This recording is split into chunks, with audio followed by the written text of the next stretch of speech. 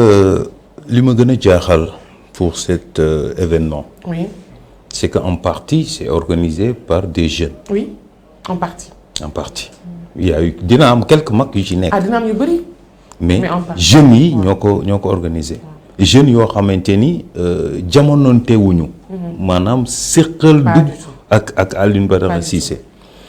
jikkoom comportement am ak ses prises de décision. C'est ça, et son écoute. ak écoutam bi muy am à l'endroit de la jeunesse. ak ay proposition am boole ñu ci nag tamit. Je pense que loolu c'est une façon pour la jeunesse de dire aux dirigeants. Oui. de leen ñu bàyyi xel. C'est ça. Je rectifie un peu parce que effectivement jeunes yi ñooy organisé waaye am na ci ay mag. waaye suñu papa ak suñu yaay duñ fi ne. ñuy liggéey ñun ñuy toog. absolument dañ leen bëgg wan ni tamit ñun ay xale lañ. te am nañ doole. ba jaawaguñu. nañ toog rek ñun ñu déroulé. mais mag yi ñoo ngi ciy jàpp. parce que ñun mënuñu def dara sans ñoom. Comme tu disais il y a un problème de génération. parce que Maître Alioune Badara Cissé suñu papa la.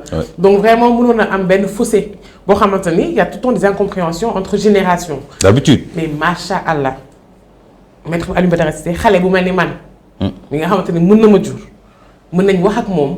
mel ni ku ñu maase mais c'est cette écoute là ak yéene bi ak yitte bi ak yëg-yëg bi. moo tax jeunesse bi gis ci boppam. tonton Soya le 7 mars. yaa ngi fi woon. dëkk bi metti dëkk bi tàng jër. ñëpp tiit ñëpp jaaxle. kenn xamatul naka ngay def ñeen ñi croiser les bras ñeen ñi gàddaay pour ne citer personne. kenn xamatul fi nga jëm. absolument.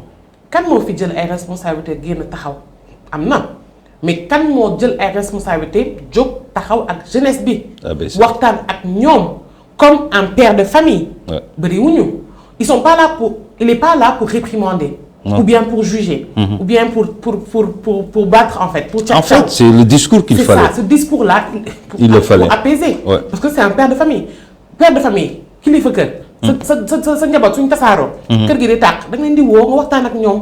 déglu leen dalal leen vraiment wàcce leen ñu giif. en tant que jeune lan moo la gën a marqué ci discours am boobu parce que discours 7 mars boobu après.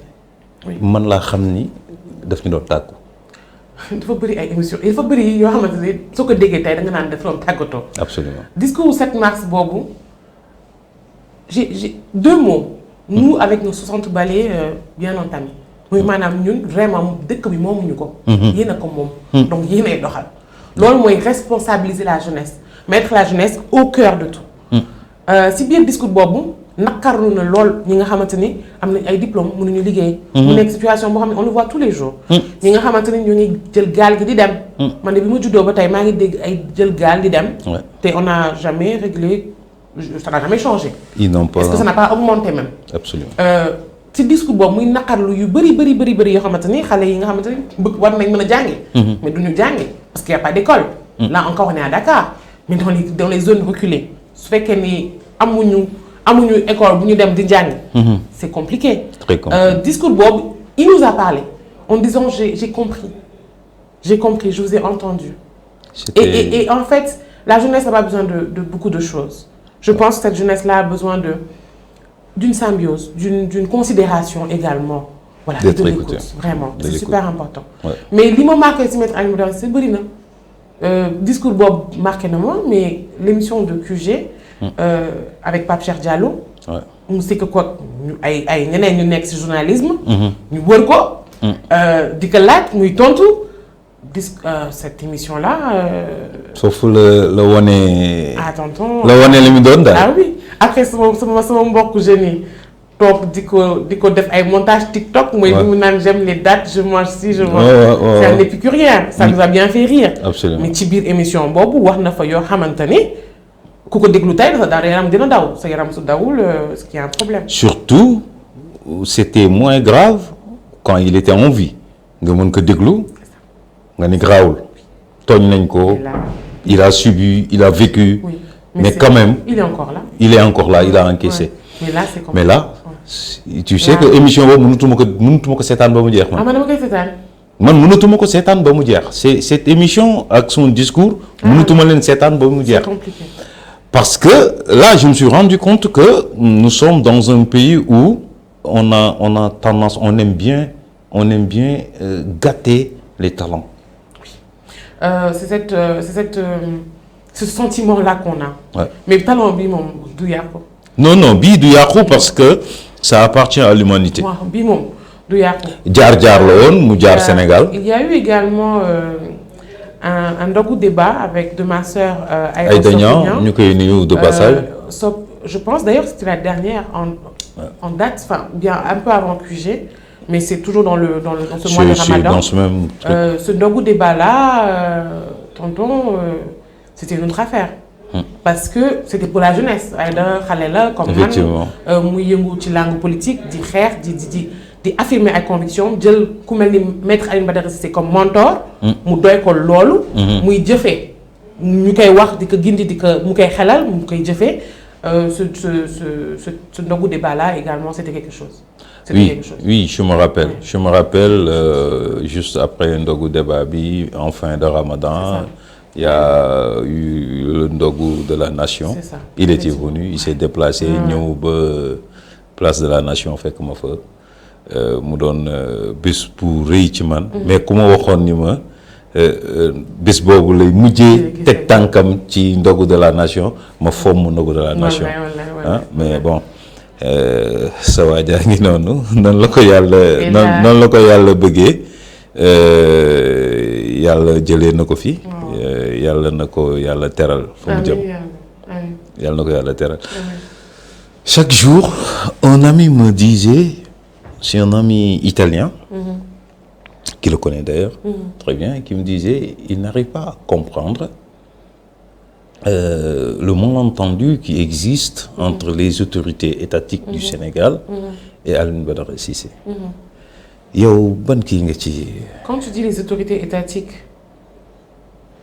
Bon, disons les autorités politiques.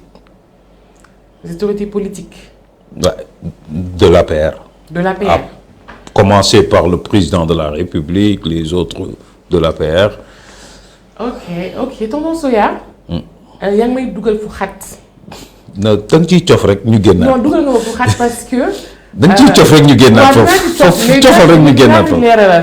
parce que dafa nekk loo xamante ni xajuma fa.